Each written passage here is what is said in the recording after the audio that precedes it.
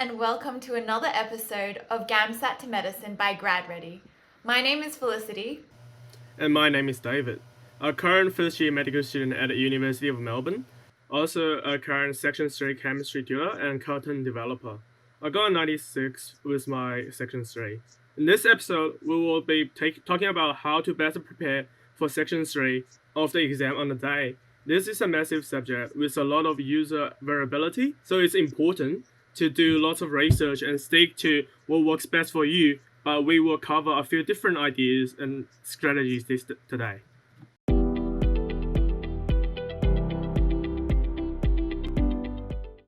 Before we start, I just wanted to talk about the wins of the week so that you guys feel motivated to get into medicine or to dentistry, whichever you're going into.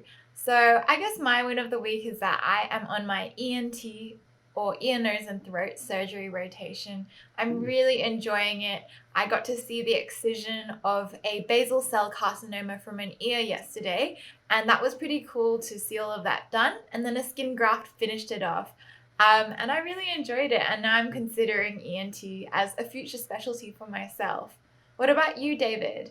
So, as I'm just a few weeks into med school at the moment, I actually have my first hospital placement tomorrow, so I'm really excited about it. And I had like a GP placement last week, which was really exciting because it's quite different to the traditional learning environment where you're just doing content and stuff. You see a lot of patient and doctors interacting with each other, and you learn that communication is actually the key at those scenarios rather than just doing sharing a lot of jargons and technical terms with the patient, and you want to make the patient comfortable at that time. Yeah, amazing. Mhm. Well, thanks for sharing, David. I guess we'll get started and into the episode. So, the best place to start is to understand what Section 3 actually entails. Everyone knows it's the science section, but tackling Section 3 is all about knowing what you're getting yourself into. And the best place to start is always the ASA information booklet for the month and the year that you're planning to sit the exam, as it seems that things are consistently evolving and changing. But we'll give a general overview here before we start. So Section 3 consists of 3 general topics, which are chemistry, biology, and physics. As stated by ASA, the expectation for physics is a year one, for chemistry and biology is a year one university level and a year 12 level understanding in physics. As you may heard, like the GAMSAT is not a knowledge-based exam, so it won't be like our uni exam. So what exactly is being tested here? So aside from the general competence in these subjects though, the GAMSAT principally is testing your ability to assess and utilize various bits of complex information presented in a STEM, diagrams, graphs, or other formats, and then apply those information to critical thinking and data analysis to arrive at the best answer. Therefore, given the vastness of each topic and the goal of the exam is less important spending months on concepts and more important teaching yourself how to think like the GAMSAT examiners want you to. We will cover this more in more details later. So most people start their GAMSAT prep by studying chemistry, biology, and physics, but they just get inundated by all this information. So let's approach this logically. So we understand that we need a university level of chemistry and biology and year 12 physics. But so that would logically mean we need to cover all those expected topics in great detail to do well in the exam, right? Well, not exactly. The major problem is that if you go through all these various textbooks and course curricula in every school and university, there's likely to be some variation on what's presented in year 12 physics, university year 1 chemistry, and biology. The general principles might be the same, but some schools may cover thermodynamics in year 12 physics, while others might choose to omit it entirely. So what does that mean you should actually study? It's a bit of an impossible question. There are some topics that are listed out by ASA, which we'll go through one by one later, but you could probably spend years covering all of the topics that you need to cover in detail. It's what an engineering student does. They cover the basic principles in physics over the course of their first year of university degree. Then they specialize in smaller areas such as mechanical engineering, civil engineering, etc. over the next 2 years. And even then they can't be expected to learn all there is to know about the subject they're about to devote their career to. So where does that leave you? The key to Section 3 preparation, in my opinion, would be to keep it broad and keep it general. So looking at the big picture rather than a specific topic. The most important things to study are general concepts, what parts make up a cell, what each of these parts do, and how they interact with each other.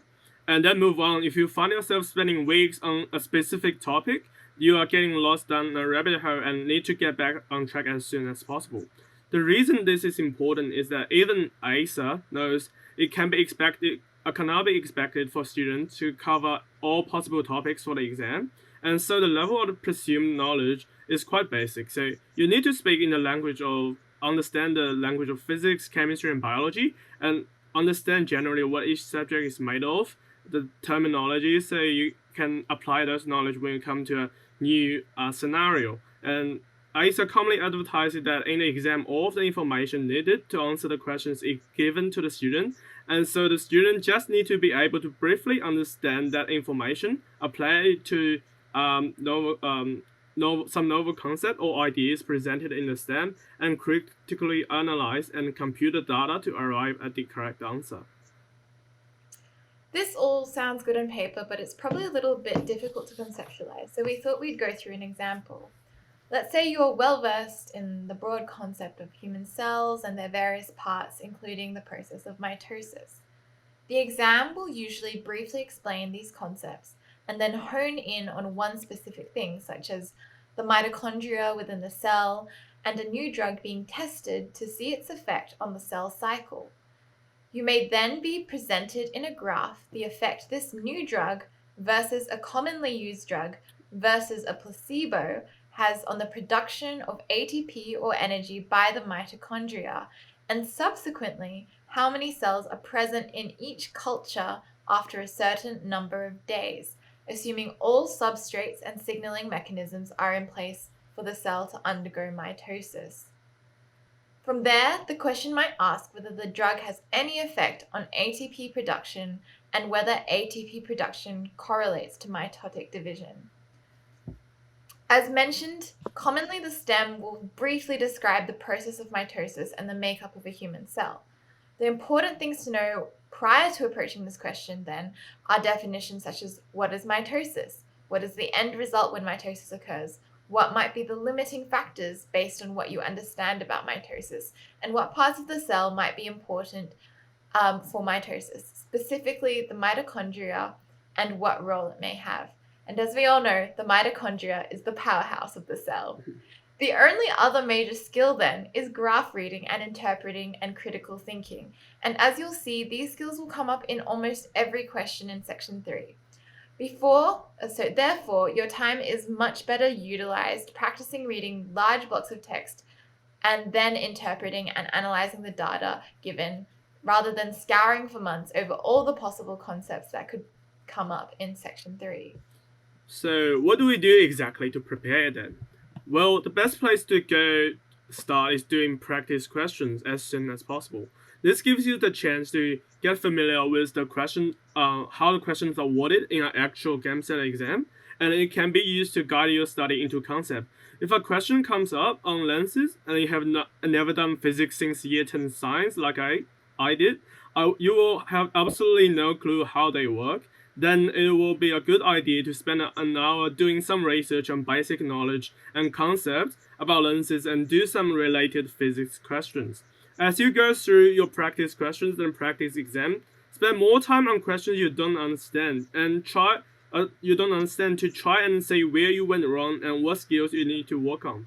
This is a painful at the start, but you will start to pick up patterns and your brain will get better and better at finding the crucial information to answer each question. Then, as you get closer to your exam date, spend less and less time on the questions you struggle with, because when you sit the exam on the day, you want to give yourself as much time as possible to work on questions you know you can potentially get right. What means if you get reading a question on exam day and have no idea to even start, just guess and move on. No sense wasting time and energy working through a complex scenario you've never heard before. Be ruthless on exam day. So the two tips from this is write a list of practical questions you got wrong in ACER exam practice exam paper, and study that list of topics, not just that question, but because the question could come up in later exams or later practice papers in a different format. If you're coming from a completely non science background, as many of my friends and students have come from, when you start practice questions, you can be completely overwhelmed because, as David said, you should write a list of the questions you get wrong in ACER exam, and that might be every single question at this point. So I recommend starting with a very basic year 12 chemistry, biology, and physics textbook. And if even that is pretty overwhelming, start with year 11, go through the chapters systematically. If you're short on time, I recommend doing a chapter of each textbook every single day. And usually that will take you an hour per chapter, just skim reading it and familiarizing yourself with words and chemical structures so that on the day you don't completely freak out. Also, if science is not your forte, do not write off Section 3. I've seen Section 3 marks carry a person into medical school, and some schools even weigh it higher than other sections. Keep working at it because Section 3 is the section where arguably there's most improvement to be made. There's more of a focus on knowledge and familiarity to concepts as opposed to Section 1 and Section 2, which can be a bit more touchy-feely. So you maybe want to ask at this stage, is there anything else I could do rather than just practicing doing questions all the time? The short answer is yes, and there are a lot of other tips and tricks out there that works better or worse for different individuals. So there's quite a variability there. So some people do it differently, reading the questions before looking at the stem, breaking the stem down into simpler, broad concepts to try and understand the material, and where graphs and tables are present. Say if you can answer the questions without a stem, but all of those are things you need to work out for yourself as you practice to find out what actually works for you and your brain. That's why it's so important to do practice to find out what actually works for you at the very start. You will not only figure out what works for you, but you will spend hours putting those skills to use to get a better and more efficient with them over time. And we all know that GAMSAT is as much about the time management and critical thinking as it is about background knowledge. So, David, I'm dying to know, how did you prepare for Section 3 and how on earth did you get a score of 96? So I studied Bachelor of Biomedicine at University of Melbourne first. So the course itself already covers the topics of biology, chemistry, and physics knowledge that are required for GAMSAT Section 3. So I was at a slightly advantaged. When I did preparation for my first attempt, which is the start of my second year, most of the knowledge was still fresh in my mind. So when I in my preparation stage, I don't need to take a lot of time to go through the list of topics, but it will be variable for different people though. And so I just go straight into the practice questions. But I'm that kind of person. No matter how I'm capable with the list of knowledge topics I'm going through, I will go straight to the question at an earlier stage. So because I think it's pointless to do a lot of the whole revision without knowing what the question style will be, because GAMSAT is a different kind of question style comparing to our uni exam.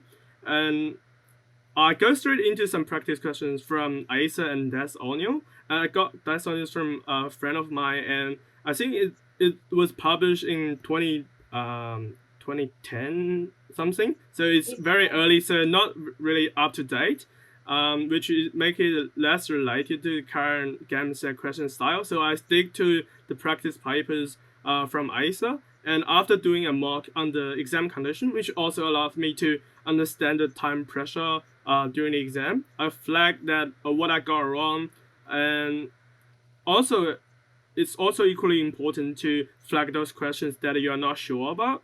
I try to be very strict to myself during practice, because I think it would be better to get a 50% in your practice or even lower than on the exam day, right? Because whether you got a 50 or 90 on practice, it doesn't really matter. It's the feedback and the learning procedure that you got from those flagged questions that's really matter.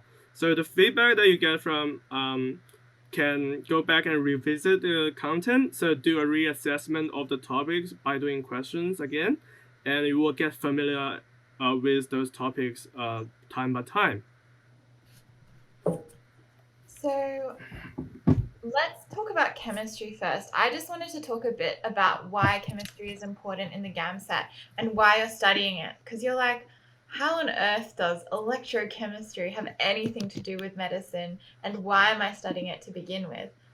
So, chemistry is really important because it's something that we talk about with patients every single day. When a patient comes in and they're acutely unwell, we take something called an arterial blood gas where we measure the pH of their blood.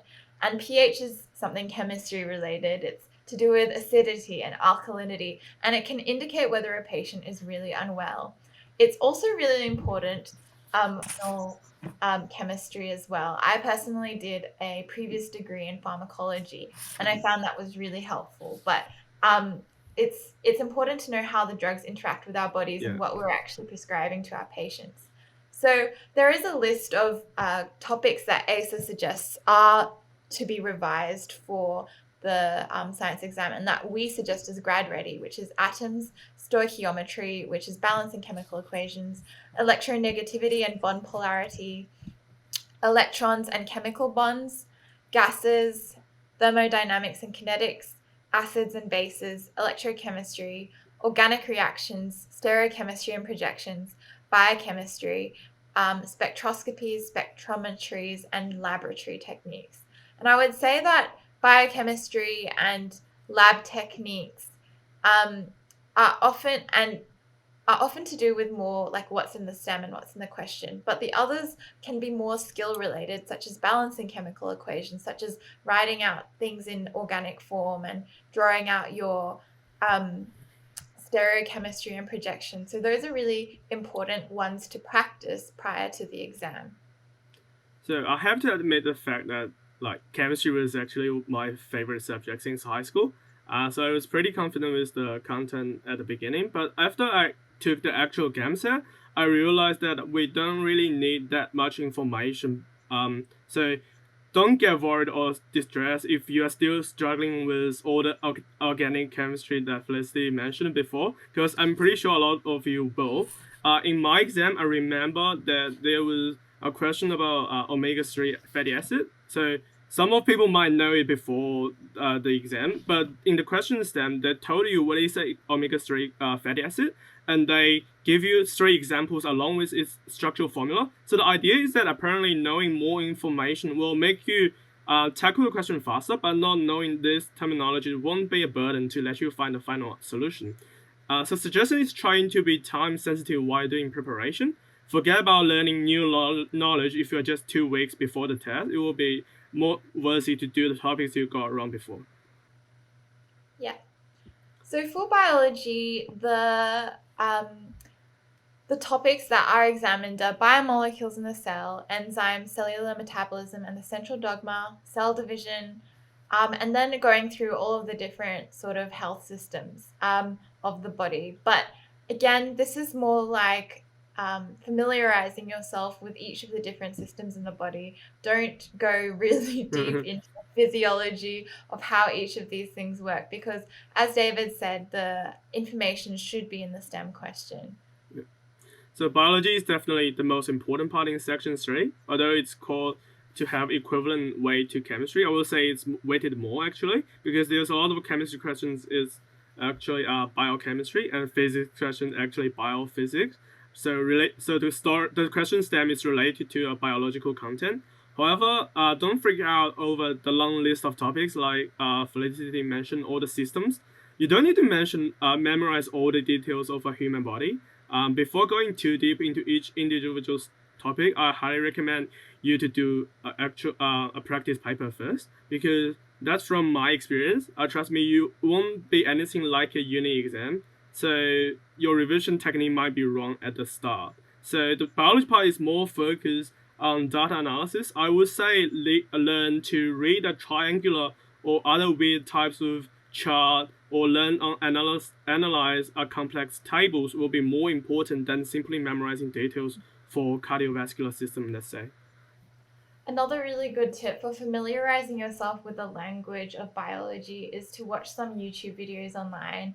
I particularly love Crash Course Biology. I think it's super user friendly and really entertaining to watch. And if you familiarize yourself with the jargon, again, you'll be tackling these questions a lot faster than if you have never heard these words before and need to refer back to the stem to figure out what they are.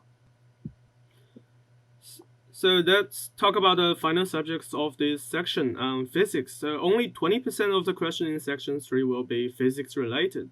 However, most of people will have a very strong, doing the GAMSAT will have a very strong chemistry or biology background, which makes people less interested in physics concept. Like a lot of people will not do physics related studying since year 10. Personally, I also think physics is pretty boring to learn as it fills up with formulas and equations. But if you want to succeed in this section, you need to at least go through the list of topics. Maybe it's a year 12 textbook as guidance, but just keep in mind that the format of GAMSAT questions are completely different from VCE questions. So don't go too deep in a certain topic trying to understand the hard concepts as you won't need to. Just familiar with the physics language, and after knowing the basics, go straight to practice questions and learn to apply those concepts in a new scenario. So, and apart from these three subjects, so chemistry, biology, and physics, I would believe that mathematics and statistics is also very important too for you to master section 3. As always, when it is in a section of science.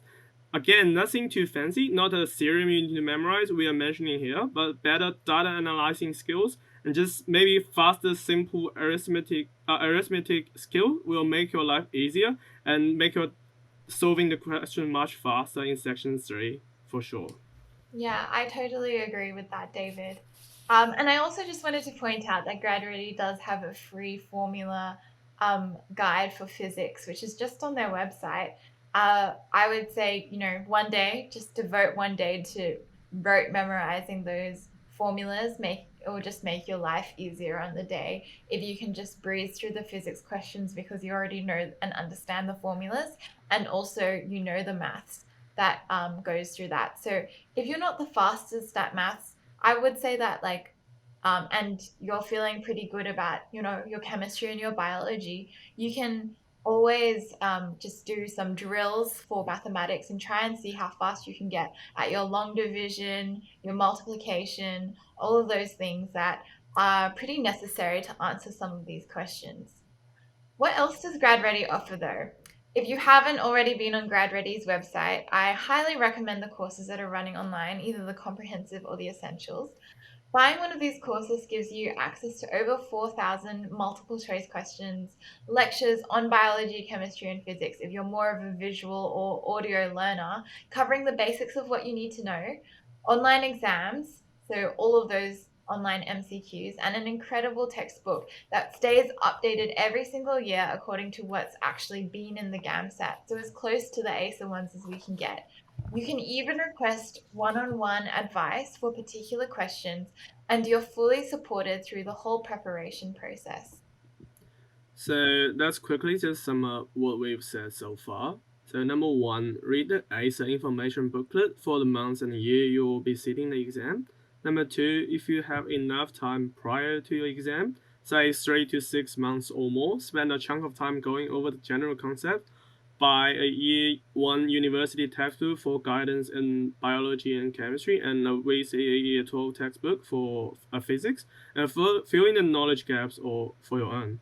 Number three, start doing practice questions as early as possible, and the exam is inherently testing your critical thinking and analytic skills. And the best way to work on them is to practice doing questions in the format you will be expected to do on a day. At number four, as you get more comfortable with practice questions, spend more time on any topic you find especially difficult or you are not sure about, or you don't quite understand as much, and start trying a few different tactics and tricks by doing different other question styles when answering questions to find out what works best for you and your brain. Yeah, great. So the GAMSAT is an intentionally difficult exam, and it is really hard work going through that. There are no shortcuts to doing well in Section 3. It is practice, practice, practice. Start preparing early, follow what ASA indicates, as well as other tutors and other who have sat the exams, like David, who's gotten an amazing score, and also work through the practice questions and find out what actually works for you as an individual. It can be daunting starting those practice questions because you might not do very well in the start, but it's only through doing these questions now and getting it wrong now that you'll actually improve and become better. Remember, Section 3 is also not just about knowledge. So hone all of your skills, your mathematical skills, your data analysis, and your graph and table interpretation to approach questions sensibly and methodically. And if you're from a non-science background, every year, many humanities students do perfectly fine in Section 3. So it shows that background knowledge is not the absolute key to success. And I think that sums everything up for today. We hope some of you've heard today was useful in your preparation for or to sit the GAMSAT for Section 3. Best of luck with your study, and thanks for listening.